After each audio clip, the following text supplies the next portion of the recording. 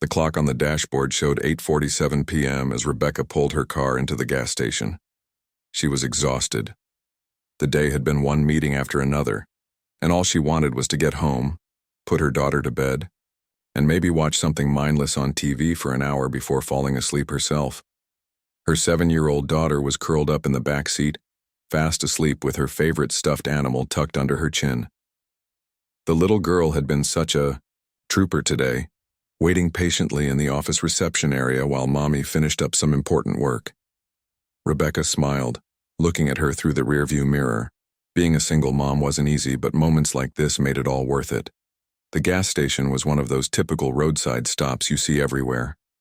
Bright fluorescent lights buzzed overhead, casting everything in that harsh white glow that made everyone look tired. A few cars were scattered around the pumps, and she could see the convenience store clerk inside, probably counting the minutes until his shift ended. Rebecca stepped out of her car and stretched. Her back ached from sitting in boardrooms all day, hunched over contracts and presentations. She was wearing her most comfortable jeans and an old college sweatshirt that had seen better days. Her hair was pulled back in a messy ponytail, and she probably looked like any other tired mom trying to get through the day. Nobody here would ever guess that just a few hours ago, she had been sitting at the head of a conference table, leading a meeting with some of the biggest investors in the city. Her company had just landed a huge deal that would change everything for them. $50 million. It was the kind of success story that business magazines love to write about. But right now, she wasn't thinking about profit margins or market expansion. She was thinking about getting gas and getting home. Her daughter had school tomorrow, and Rebecca had promised they could make pancakes for breakfast if they both got up early enough. As she unscrewed her gas cap and inserted the pump, Rebecca noticed 2 men getting out of a beat-up pickup truck at the next pump over. They looked like they were in their 20s, maybe early 30s. One was tall and lanky, the other shorter and stockier. They were talking loudly and laughing about something, and she could smell alcohol on them even from several feet away. Rebecca had learned to trust her instincts over the years. In business, being able to read people quickly was essential. Something about these two made her feel uneasy, but she tried to push the feeling aside. Maybe she was just being paranoid. After all, it was just a gas station and there were other people around. She focused on the pump display, watching the numbers climb. The tank was almost empty, so it would take a few minutes to fill up. Rebecca pulled out her phone to check her messages. Her assistant had sent her the agenda for tomorrow's meetings, and there were 3 missed calls from her business partner about the new contract details. The 2 men had finished with their pump, but instead of getting back in their truck, they seemed to be hanging around. Rebecca could feel them looking in her direction, and her unease grew stronger. She had dealt with unwanted attention before. Being a woman in the business world meant she'd encountered her fair share of men who thought they could intimidate or belittle her. But this felt different. At work, there were rules and protocols. There were witnesses and consequences. Here, it was just her sleeping daughter, and whatever these 2 strangers decided to do next. Rebecca had worked hard to build her confidence over the years. Starting her own company hadn't been easy. There had been countless rejections, failed pitches, and people who told her she should stick to more traditional career paths. But she had pushed through all of that because she had something to prove, not just to the world but to herself and her daughter. She wanted her little girl to grow up knowing that women could be anything they wanted to be, that they didn't have to accept less than they deserved or back down when things got difficult. Rebecca had built her business from nothing, working 16-hour days and sacrificing weekends, all while raising her daughter on her own. The pump clicked off, signaling that her tank was full. Rebecca replaced the nozzle and screwed her gas cap back on.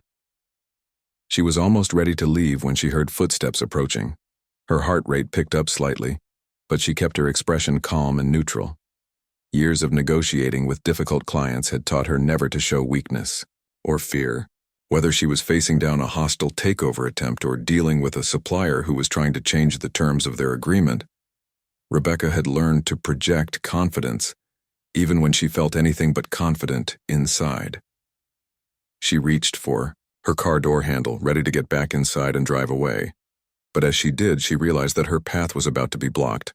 The two men were walking directly toward her, and their intentions were becoming clearer by the second.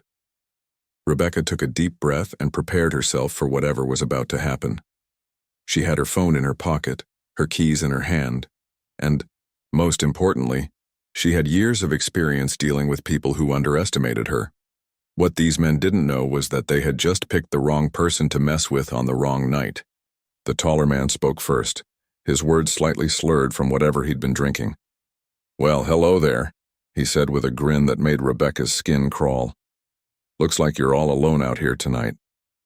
Rebecca didn't look up from her purse where she was putting away her credit card.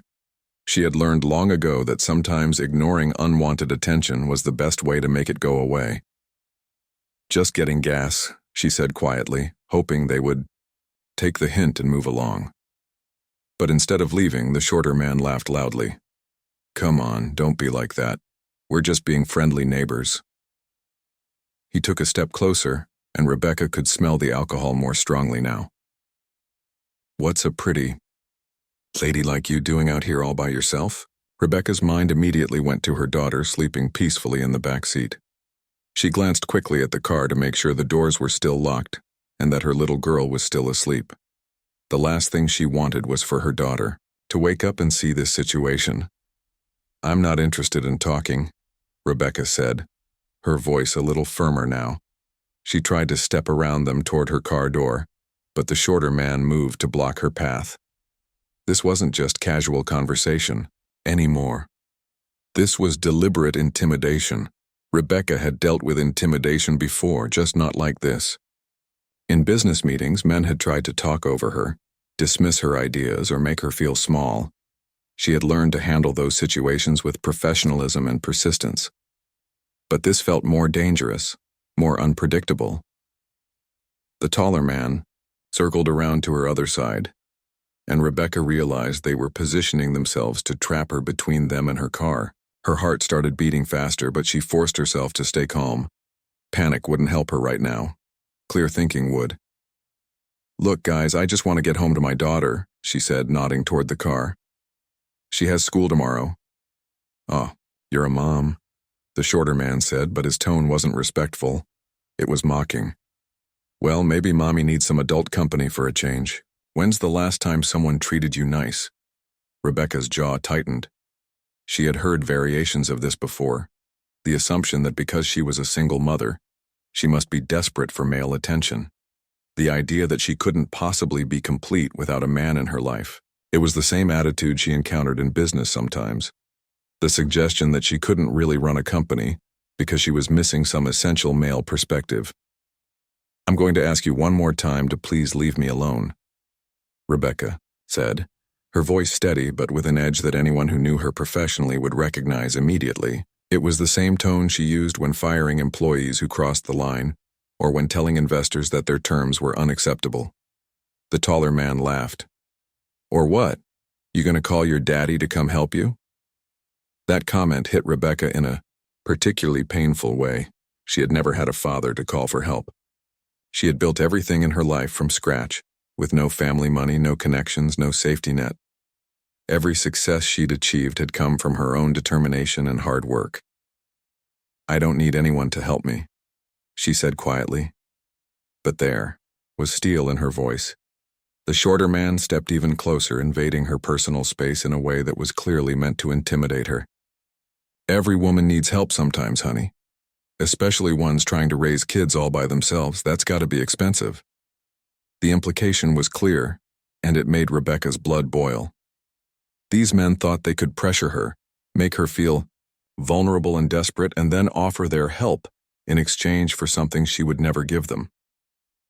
Rebecca had built a multi-million-dollar company by never accepting situations that weren't in her best interest. She had walked away from deals that would have made her rich because the terms weren't right. She had fired clients who tried to take advantage of her. She had never, not once, compromised her principles for money or convenience. And she certainly wasn't going to start now with two strangers in a gas station parking lot. "I'm not interested in your help," she said clearly. "I'm not interested in your company. I want you to step away from my car so I can leave." But instead of backing off, The men seemed to take her firmness as a challenge. The shorter one moved, even closer, and Rebecca could feel the heat from his body. She was trapped between him and her car, with the taller man blocking her escape route to the other side. This was exactly the kind of situation Rebecca had always feared as a single mother. Not because she couldn't handle herself, but because she had someone else to protect. Her daughter was her whole world, and the thought of anything happening that might put her child in danger was terrifying. But fear was something Rebecca had learned to use as fuel rather than let it paralyze her. When she was starting her business, and people told her she would fail, fear had motivated her to work harder. When competitors tried to steal her clients, fear had pushed her to innovate faster. When investors questioned her abilities, fear had driven her to prove them wrong. Right now, fear for her daughter's safety was crystallizing into something much more powerful: determination. These men had made a serious mistake. They thought they were dealing with a helpless woman who would be easy to intimidate. They had no idea who they were really messing with. Rebecca reached into her pocket and pulled out her phone. The movement was slow and deliberate, like everything she did in high-pressure situations. Years of making split-second business decisions had taught her that rushed actions led to mistakes, and she couldn't afford any mistakes right now. "I'm calling the police," she said clearly, her voice carrying the same authority she used when addressing her board of directors. There was no trembling, no hesitation, just a simple statement of fact. The shorter man scoffed and took another step toward her. "Really? You're gonna call the cops because two guys said hello to you? That's a bit dramatic, don't you think?" Rebecca was already dialing. "This isn't about saying hello," she replied calmly. "This is about two men blocking my path, refusing to leave when asked, and making me feel unsafe while my child is in the car."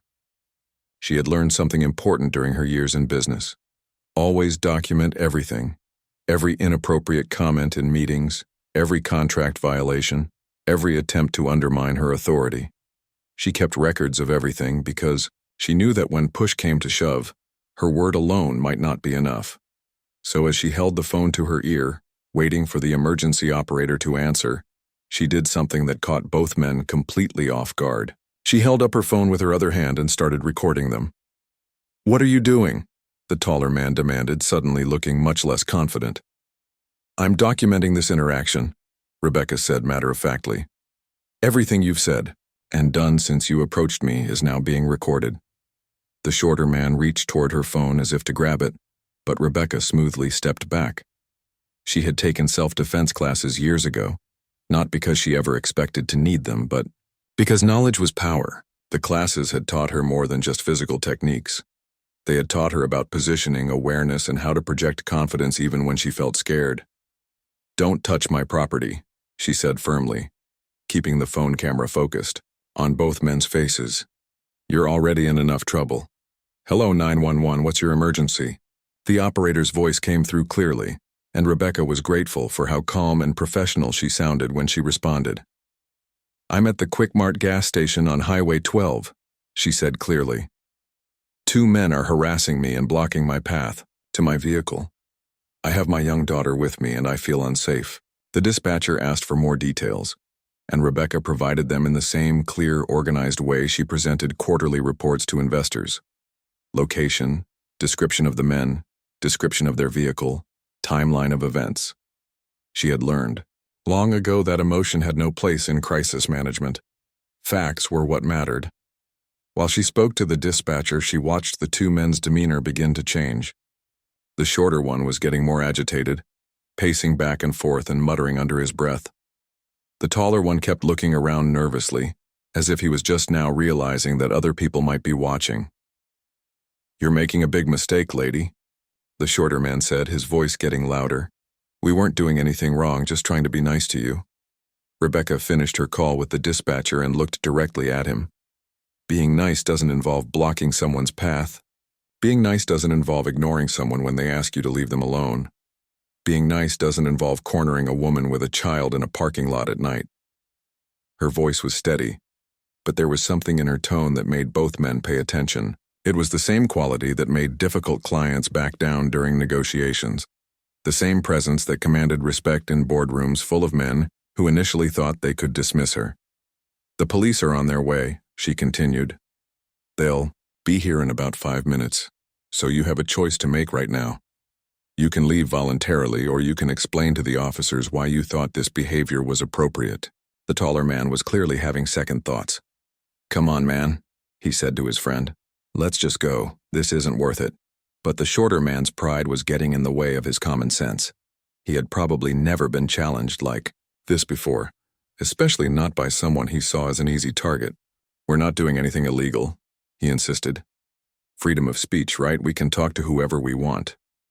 Rebecca almost smiled at that. She had heard similar arguments from business competitors who tried to justify unethical behavior with technicalities.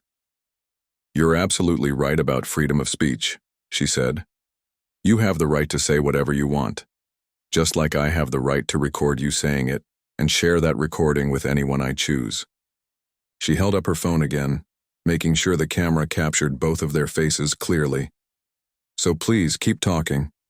Tell me more about your intentions here tonight. I'm sure your families, your employers, and everyone who knows you would love to hear about how you spend your evenings." The shorter man's face went red. "You can't do that. You can't just record people without permission." "Actually, I can," Rebecca replied calmly. "This is a public place, and you approached me. I have every right to document anything that happens here." She was right, and she knew it. Just like she knew employment law, contract law, and business regulations, knowledge was power, and Rebecca had made it her business to know her rights in every situation. In the distance, she could hear sirens. The sound made her feel safer, but it also made her realize something important. She wasn't just handling this situation for herself anymore. She was handling it for every woman who had ever been in a similar position and felt powerless to do anything about it. The approaching sirens were getting louder, and both men could hear them now. The taller one was already backing toward their truck, but the shorter one was still standing his ground, though he looked significantly less confident than he had 10 minutes ago. Rebecca kept her phone recording and waited. She had called for help, documented the evidence, and held her ground. Now it was time to see if these men would face the consequences of their choices, or if they would slink away into the night like the cowards she suspected they really were. The police cruiser pulled into the gas station with its lights flashing, casting red and blue shadows across the parking lot. Rebecca felt a wave of relief wash over her, but she kept her expression neutral. She had learned in business that showing too much emotion, even relief, could be seen as weakness. Officer Johnson stepped out of the car first, a veteran cop who had seen every kind of late-night disturbance you could imagine. His partner, Officer Davis, positioned herself on the other side of the scene. Rebecca noticed how professionally they approached the situation, and she appreciated their calm, methodical manner. "Good evening, ma'am," Officer Johnson said to Rebecca. "You called about a disturbance?" "Yes, I did," Rebecca replied, her voice steady and clear. She pulled out her business card holder from her purse, a habit she had developed over years of networking. "I'm Rebecca Mitchell, and these two men have been harassing me and blocking my path to my vehicle for the past 15 minutes. The officer took her business card and glanced at it. His eyebrows raised slightly when he read it. Tech Vantage Solutions was a well-known company in the area, and the title Chief Executive Officer wasn't something you saw every day at gas station incidents. "Can you tell me exactly what happened?" Officer Johnson asked, pulling out his notepad. Rebecca took a deep breath and began recounting the events in the same organized, factual way she would present a quarterly report to her board. She started from the moment she noticed the men, detailed every interaction, and explained how they had refused to leave when asked politely. "I have the entire interaction recorded on my phone," she added, holding up the device. "Both video and audio are clear." While she spoke, Officer Davis was talking to the two men near their truck. Rebecca could see the shorter man gesturing wildly, his voice getting louder as he tried to explain their side of the story. The taller man looked like he wanted to disappear into the ground. "Ma'am, would you like to show me the recording?" "Officer," Johnson asked. Rebecca pulled up the video and handed him her phone. As he watched, She could see his expression grow more serious. The recording clearly showed the men blocking her path, ignoring her request to leave, and making comments that were obviously intended to intimidate her. "This is pretty clear evidence of harassment," the officer said, handing back her phone. "Would you like to press charges?" Rebecca had been thinking about this question since the moment she called 911. In business, she had learned that there were times to negotiate and times to take a firm stand. Some battles weren't worth fighting, but others were about more than just the immediate situation. "Yes, I would like to press charges," she said without hesitation. "But I want to explain why." Officer Johnson nodded for her to continue. "I've been in situations before where men thought they could intimidate me because I'm a woman," Rebecca said. "In business meetings, at networking events, even in professional settings. Most of the time I let it slide because it wasn't worth the fight. But this is different." She glanced toward her car where her daughter was still sleeping peacefully. "I have a little girl who's going to grow up in this world, and I want her to know that when someone treats you with disrespect, when someone tries to make you feel small or afraid, you don't have to just accept it." The officer was writing everything down, but Rebecca could tell he was really listening to what she was saying. "These men saw what they thought was an easy target," she continued. "A tired mom, alone with her kid, probably struggling financially. They thought they could pressure me and I would just take it, but they were wrong about who they were dealing with." At this point, Officer Davis walked over from where she had been talking to the two men. "Officer Johnson, I need to run some checks on these individuals. The shorter one seems pretty agitated, and I want to make sure there aren't any outstanding warrants." Rebecca watched as the officers used their radio to run background checks.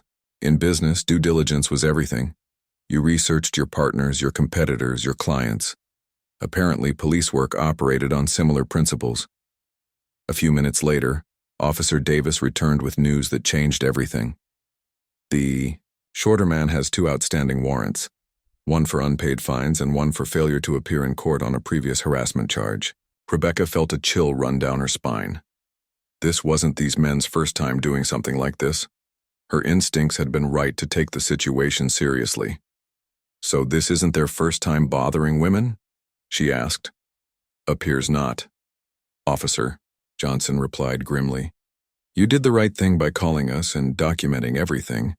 As they watched, Officer Davis was placing handcuffs on the shorter man, who was now protesting loudly about his rights and how unfair everything was. The taller man was getting increasingly nervous, probably realizing that his night was about to get much worse. "What happens now?" Rebecca asked. "Well, with the outstanding warrants, he's definitely going to jail tonight," Officer Johnson explained. "And with your video evidence and testimony, we have a solid harassment case. His friend might get charged as an accessory depending on what our investigation shows." Rebecca nodded. She felt a mixture of satisfaction and sadness. Satisfaction that justice was being served, but sadness that it had come to this in the first place. "You know what the ironic part is?" she said to Officer Johnson as they watched the arrest taking place. "An hour ago, I was in a boardroom closing a $50 million deal. I spent the whole day being treated with respect by some of the most powerful people in the city. Then I stop for gas, and 2 strangers think they can treat me like I'm nothing." The officer shook his head. "Unfortunately, that doesn't surprise me. We see it all the time. People make assumptions based on how someone looks or where they encounter them." Rebecca looked at her business card, still in the officer's hand. They had no idea who they were messing with, but honestly, it shouldn't matter whether I'm a CEO or a cashier. No woman should have to deal with this kind of behavior. As the police car pulled away with the shorter man in the back seat, Rebecca realized that this experience had taught her something important. All her success in business, all her professional achievements meant nothing if she couldn't feel safe in everyday situations like buying gas. But tonight, she had proven to herself and to her sleeping daughter that she would never back down from a fight that mattered. As the police cars drove away with the shorter man in custody, Rebecca finally allowed herself to exhale fully for the first time in 20 minutes. The gas station parking lot felt different now, quieter and safer. The harsh fluorescent lights were still buzzing overhead, but somehow they didn't seem as harsh anymore. Officer Johnson handed her his business card. You'll need to come down to the station tomorrow to give a formal statement.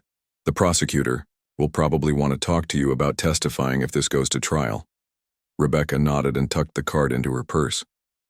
I'll be there. Whatever it takes to make sure this doesn't happen to someone else. The taller man was still standing by his truck, looking lost and confused. Officer Davis was giving him a stern warning about his behavior and explaining that he was free to go for now, but that charges might still be filed depending on the investigation. Ma'am, Officer Davis said, walking over to Rebecca. I want you to know that what you did tonight took real courage. A lot of people in your situation would have just tried to get away without calling for help. Rebecca thought about that comment as she watched the man drive away in his beat-up truck. 5 years ago I probably would have done exactly that, she admitted. I would have been too scared or too worried about making a scene. What changed? Officer Johnson asked. Rebecca looked through her car window at her daughter, who was amazingly still fast asleep despite all the commotion. She did, Rebecca said softly.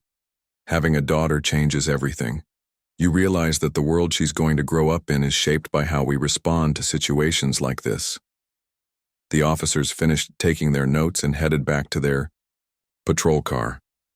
Rebecca stood alone in the parking lot for a moment, processing everything that had just happened. Her hands were shaking slightly now that the adrenaline was wearing off, but she felt proud of how she had handled herself. She got back in her car and started the engine. Her daughter stirred in the back seat but didn't wake up. Rebecca smiled, thinking about how this little girl had slept through one of the most intense experiences of her mother's life.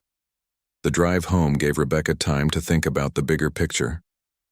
Tomorrow, she would go back to her corner office on the 20th floor of the downtown business district. She would lead meetings, make decisions that affected hundreds of employees, and continue building the company she had started from nothing. But tonight had reminded her that success in business was only part of the story. Real strength wasn't just about profit margins or market share.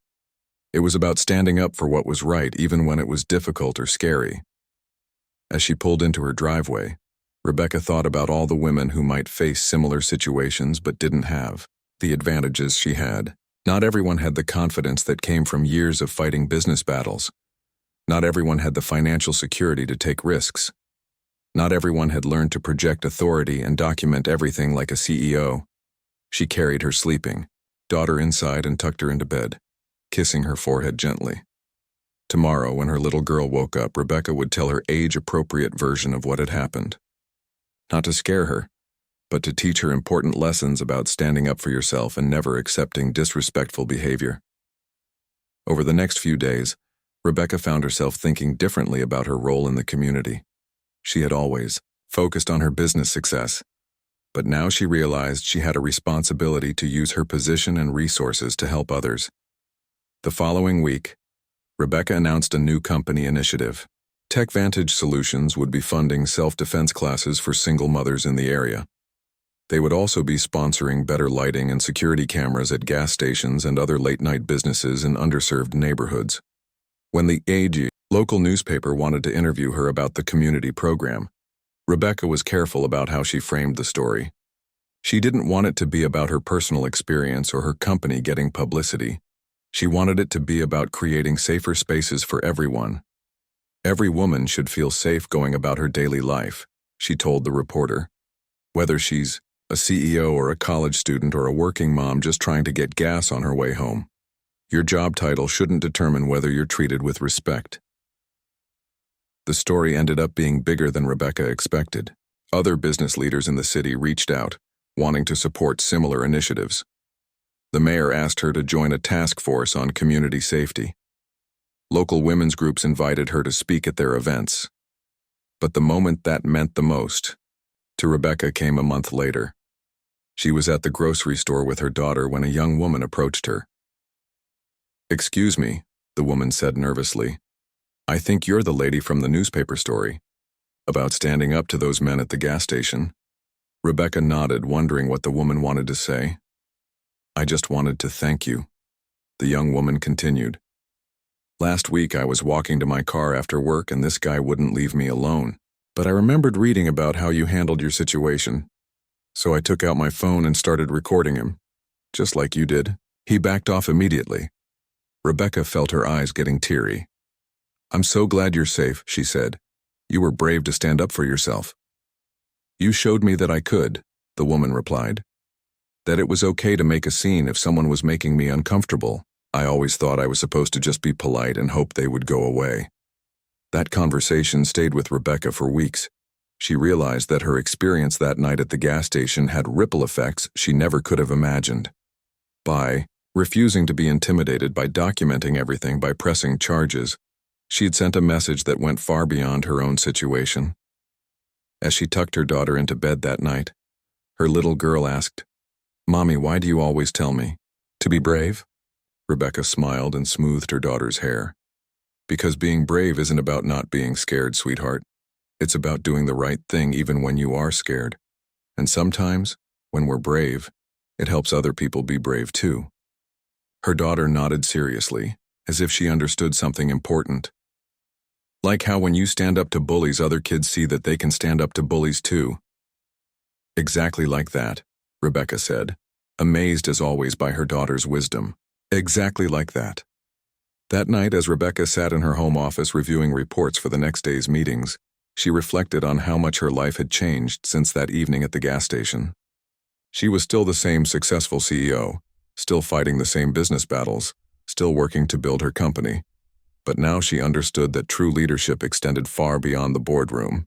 It was about using your voice and your power to make the world a little bit safer, a little bit fairer, for everyone who came after you.